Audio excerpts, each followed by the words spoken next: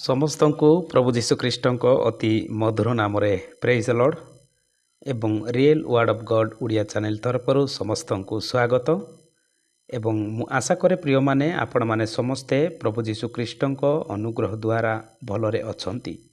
ଆସନ୍ତୁ ପ୍ରିୟମାନେ ଆଜି ଆମେ ପବିତ୍ର ଶାସ୍ତ୍ର ବାଇବଲରୁ ଏକ ଅଂଶ ପାଠ କରିବା। ତାହା ଆପଣମାନେ ପାଇପାରିବେ ରୋମିଓ ପୁସ୍ତକ 12 ଅଧ୍ୟାୟ 19 ପଦ।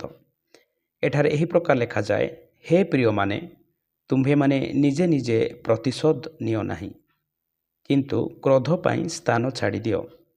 କାରଣ ଲେଖା ଅଛି, ପ୍ରଭୁ କହନ୍ତି, ପ୍ରତିଶୋଧ ନେବା ଆମ୍ଭର ଅଧିକାର, ଆମ୍ଭେ ପ୍ରତିଫଳ ଦେବା। ବାସ୍ତବତାରେ ପ୍ରିୟମାନେ ଆମେ ଯେଉଁ ଅଂଶଟିକୁ ପାଠ କଲୁ, ଏହି ଅଂଶରୁ ମୁଁ ଆଜି ଆପଣମାନଙ୍କୁ ଏହି ବିଷୟ କହିବା ପାଇଁ ଚାହେଁ, ଖ୍ରୀଷ୍ଟିଆନ ମାନେ ପ୍ରତିଶୋଧ ନେବା ଉଚିତ ନୁହେଁ। ହଁ ପ୍ରିୟମାନେ, ଆମମାନେ ଅନେକ ଖ୍ରୀଷ୍ଟୀୟ ଜୀବନରେ ଆମେ ଦେଖିବାକୁ ପାଇଥାଉ, ଅନେକ ଆମମାନଙ୍କ ବିରୁଦ୍ଧ କାର୍ଯ୍ୟ ଯେଉଁମାନେ କରନ୍ତି, ନିନ୍ଦାର କାର୍ଯ୍ୟ ଯେଉଁମାନେ ଆମମାନଙ୍କୁ କରନ୍ତି, ତାଡ଼ନାର ଯେଉଁମାନେ କାର୍ଯ୍ୟ ଆମ ପ୍ରତି କରନ୍ତି, ସେମାନଙ୍କ ଉପରେ ଅନେକ ଆମେ ବେଳେବେଳେ ପ୍ରତିଶୋଧ ମଧ୍ୟ ନେଇଥାଉ। କିନ୍ତୁ ବାଇବଲ ଆମମାନଙ୍କୁ ଏହି ପ୍ରକାର ପରାମର୍ଶ ଦିଏ ଯେ ଆମ୍ଭେମାନେ ନିଜେ ନିଜେ ଅନ୍ୟର ପ୍ରତିଶୋଧ ନେବା ଉଚିତ ନୁହେଁ।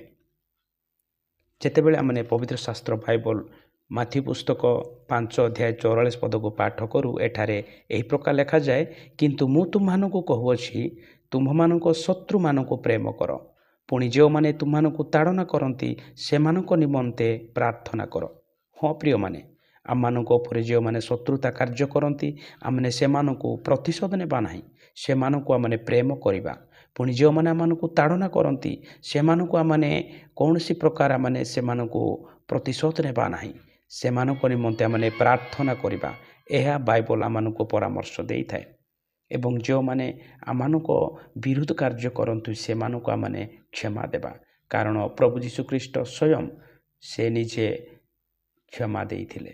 ଯେତେବେଳେ ଆମେ ମାଥ୍ୟୁ ଲିଖିତ ସୁସମାଚାର 6 ଅଧ୍ୟାୟ 14 ଏବଂ 15 ପଦକୁ ପାଠ କରୁ, ଏଠାରେ ଏହି ପ୍ରକାର ଲେଖାଯାଏ, କାରଣ ଯେବେ ଲୋକମାନଙ୍କର ଅପରାଧ ସବୁ କ୍ଷମା କର, ତେବେ ତୁମମାନଙ୍କ ସ୍ୱର୍ଗସ୍ଥ ପିତା ମଧ୍ୟ ତୁମମାନଙ୍କୁ କ୍ଷମା କରିବେ।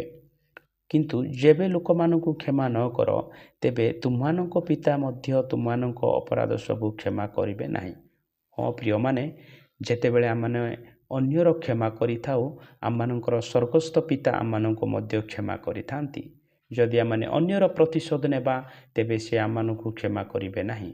ଆଉ ଯେବେ ଆମେ ଅନ୍ୟକୁ କ୍ଷମା କରିବା, ତେବେ ଆମମାନଙ୍କର ସମସ୍ତ ଅପରାଧକୁ ଆମମାନଙ୍କର ସ୍ୱର୍ଗସ୍ଥ ପିତା କ୍ଷମା କରିଥାନ୍ତି। ଏଣୁ ଆସନ୍ତୁ ପ୍ରିୟମାନେ, ଆମେ ଅନ୍ୟର ପ୍ରତିଶୋଧ ନେବା ନାହିଁ। ଏଣୁ ରୋମିଓ ପୁସ୍ତକ 12 ଅଧ୍ୟାୟ ତାର 17 ପଦରେ ଏହି ପ୍ରକାର ଲେଖାଯାଏ, ମନ୍ଦ ବଦଳରେ କାହାରି ମନ୍ଦ କର ନାହିଁ। ସମସ୍ତ ମନୁଷ୍ୟଙ୍କ ଦୃଷ୍ଟିରେ ଯାହା ଯାହା ଉତ୍ତମ ସେହି ସବୁ ଚିନ୍ତା କର। ବାସ୍ତବତାରେ ପ୍ରିୟମାନେ, ଆମେ ମନ୍ଦ ବଦଳରେ କାହାରି ମନ୍ଦ କରିବା ନାହିଁ। ଏହାର ଅର୍ଥ, ଅନ୍ୟମାନେ ଆମ ପ୍ରତି ଯାହା ମନ୍ଦ ଚିନ୍ତା ମନ୍ଦ କାର୍ଯ୍ୟ କରନ୍ତି, ଆମେ ସେମାନଙ୍କୁ ପ୍ରତିଶୋଧ ନେବା ନାହିଁ। ଏଣୁ ଆମେ ଯେତେବେଳେ 12-14 ପଦକୁ ପାଠ କରୁ, ଯେଉଁମାନେ ତୁମମାନଙ୍କୁ ତାଡ଼ନା କରନ୍ତି ସେମାନଙ୍କୁ ଆଶୀର୍ବାଦ କର, ଅଭିଶାପ ଦିଅ ନାହିଁ, ସେମାନଙ୍କ ଉପରେ ପ୍ରତିଶୋଧ କର ନାହିଁ। ଆମମାନଙ୍କୁ ଯେଉଁମାନେ ତାଡ଼ନା କରନ୍ତି ସେମାନଙ୍କୁ ଆମେ ଆଶୀର୍ବାଦ ଦେବା। ଯେତେବେଳେ ଆମେ ପବିତ୍ର ଶାସ୍ତ୍ର ବାଇବଲ ପ୍ରଥମ ପିତର 2 ଅଧ୍ୟାୟ ତାର 23 ପଦକୁ ପାଠ କରୁ, ସେ ନିନ୍ଦା ପାଇବା ସମୟରେ ଫେରି ନିନ୍ଦା କଲେ ନାହିଁ, ଦୁଃଖ ଭୋଗ କରିବା ସମୟରେ ପ୍ରତିହିଂସା କରିବାକୁ ଭୟ ଦେଖାଇଲେ ନାହିଁ, କିନ୍ତୁ ନ୍ୟାୟ ବିଚାରକର୍ତ୍ତାଙ୍କ ହସ୍ତରେ ସମସ୍ତ ବିଷୟ ସମର୍ପଣ କଲେ। ଏଠାରେ ଆମେ ଦେଖିବାକୁ ପାଉ, ନିନ୍ଦା ପାଇବା ସମୟରେ ଫେରି ନିନ୍ଦା କଲେ ନାହିଁ। ତାର ଅର୍ଥ, ଯେତିକି ତାଙ୍କୁ ନିନ୍ଦା କରାଗଲା, ତାଡ଼ନା କରାଗଲା, କିନ୍ତୁ ସେ ଏହା କହନ୍ତି, ପିତା, ଏମାନେ କ'ଣ କରନ୍ତି, ଏମାନେ ଜାଣନ୍ତି ନାହିଁ, ଏମାନଙ୍କୁ କ୍ଷମା କର। ବାସ୍ତବରେ ଆମମାନଙ୍କର ଖ୍ରୀଷ୍ଟୀୟ ଜୀବନ ଏକ କ୍ଷମାଶୀଳ ଜୀବନ ହେବା ଆବଶ୍ୟକତା ଅଟେ। ପ୍ରତିଶୋଧ ନେବା କାର୍ଯ୍ୟ ଆମମାନଙ୍କର ନାହିଁ। ଏଣୁ ମୁଁ ଆଜି ଆପଣମାନଙ୍କୁ କହିବା ପାଇଁ ଚାହେଁ, ଖ୍ରୀଷ୍ଟିଆନ ମାନେ ପ୍ରତିଶୋଧ ନେବା ଉଚିତ ନୁହେଁ। ଆମ୍ଭେମାନେ ଅନେକ ଥର ଅନ୍ୟର ପ୍ରତିଶୋଧ ନେବା ପାଇଁ ଚିନ୍ତା କରିଥାଉ। ବିଶ୍ୱାସୀମାନଙ୍କର ପ୍ରତିଶୋଧ ନେବା ପାଇଁ ଅନେକ ଚିନ୍ତା କରିଥାନ୍ତି। ବାଳକ ପ୍ରଚାରକ ସେବକମାନେ ମଧ୍ୟ ବେଳେବେଳେ ଅନ୍ୟର ପ୍ରତିଶୋଧ ନେବା ପାଇଁ ଇଚ୍ଛା କରିଥାନ୍ତି, କିନ୍ତୁ ବାଇବଲ ଆମମାନଙ୍କୁ ଏହି ପ୍ରକାର ପରାମର୍ଶ ଦିଏ। ଖ୍ରୀଷ୍ଟିଆନ ମାନେ ଅବା ପ୍ରଭୁ ଯୀଶୁ ଖ୍ରୀଷ୍ଟଙ୍କୁ ଯେଉଁମାନେ ଗ୍ରହଣ କରିଛନ୍ତି ସେମାନେ ଅନ୍ୟର ପ୍ରତିଶୋଧ ନେବା ଉଚିତ ନୁହେଁ। ଏଣୁ ପ୍ରିୟମାନେ, ଆମମାନେ କ୍ଷମା ଜୀବନ ଆମମାନଙ୍କଠାରେ ହେବା ଆବଶ୍ୟକତା ଅଟେ। ଆମମାନେ ଅନ୍ୟର ପ୍ରତିଶୋଧ ନେବା ନାହିଁ। ଯଦି ଆମମାନେ ପ୍ରତିଶୋଧ ନେବା ତେବେ ଆମମାନେ ଈଶ୍ୱରଙ୍କ ଦୃଷ୍ଟିରେ ଗ୍ରାହ୍ୟ ଦେଖାଯିବା ନାହିଁ। ଏଣୁ ଆସନ୍ତୁ ପ୍ରିୟମାନେ, ଆଜିର ଏହି ବାକ୍ୟାଂଶରୁ ନିଜକୁ ଆମମାନେ ସମୀକ୍ଷା କରିବା।